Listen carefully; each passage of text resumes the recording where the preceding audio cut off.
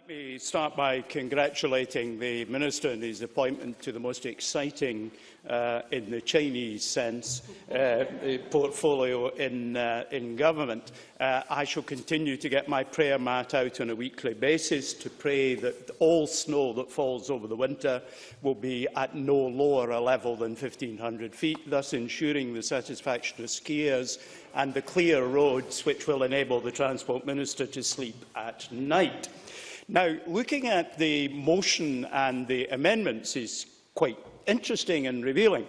Government motion makes 3 references to cycling and 2 references to walking. The Labour Party have achieved a perfect balance. It's 50-50. The Greens seem to be a bit obsessed about this strange cycling thing. There are 5 references to cycling and only 1 to walking. And I'm here to redress the balance a little bit, because I am perhaps not the committed cyclist that some of the rest of you are. I can tell you that today I have so far done 7,500 steps. My walk from here to the railway station tonight will complete the 10,000 steps target, and yesterday I did 15,000 steps. Now that only adds up to about 15 miles a week, and that sounds quite decent.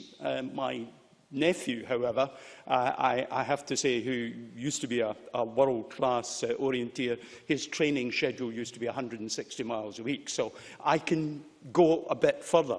But a lot of the debate is focused on, if I may suggest, at the risk of being characterised as a grumpy old man, entirely the wrong thing, and that is investment in infrastructure. Nothing to do with this whatsoever. Ministers love investment in infrastructure. They'll do it. Every pound you can give them, they'll go off and spend it on infrastructure, because they love to go and open things, be photographed beside a new bit of cycle track, be photographed at a new bike hire station, be photographed putting a new name on a train. The reality is we've actually got to change what goes on inside people's minds. If you were to think about, for example, buying shoes that were suitable for walking for 1 million people in Scotland, how much would that cost? Actually, less than the annual active travel budget. And would that deliver, in health terms and in improving people's engagement in active travel, a greater benefit than spending any money at all on cycling? But I just say that to provoke, not because I realistically propose in any sense that we decommit on cycling. I just say, let's think about what a pound spent on something actually buys in public policy terms. And a pound spent on walking buys a heck of a lot more than a pound spent on almost anything else in the active travel area, and I'd like to see us do something about that. By the way, walking can be a sort of rather flexible thing. There's a guy, and I keep meaning to somehow get him to stop so I can find out who he is and what he does, who, in my area, he's both in my constituency, but I more normally see him outside my constituency, who on the main road roller skates.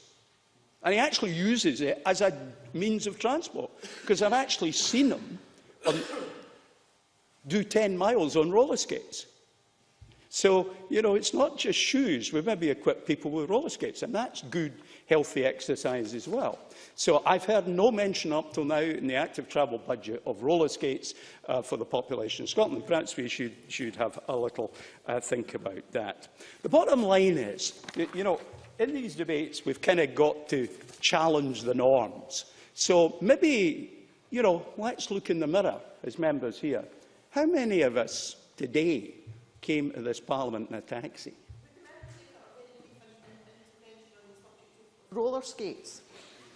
If you know more about roller skates than I do, and that will not be hard, most certainly. Mary Fee. It may be a point to help illustrate in the debate. In a previous life, when I worked for one of our largest retailers, when they were rolling out their opening of their massive big superstores, they gave some of their staff at the checkouts roller skates so they could manoeuvre their way around the store a bit easier. So that might be something we should be talking to our retail friends about a bit more.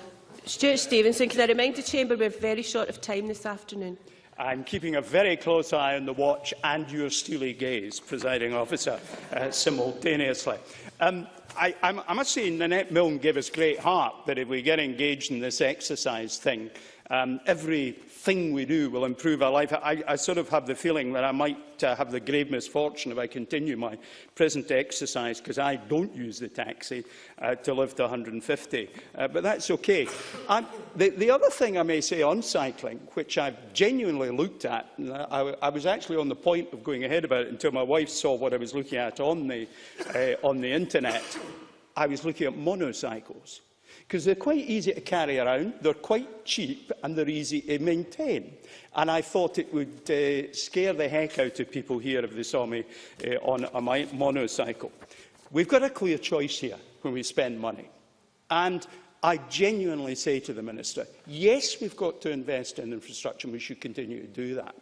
But what we've actually got to invest is in changing the hearts and minds of the people of Scotland.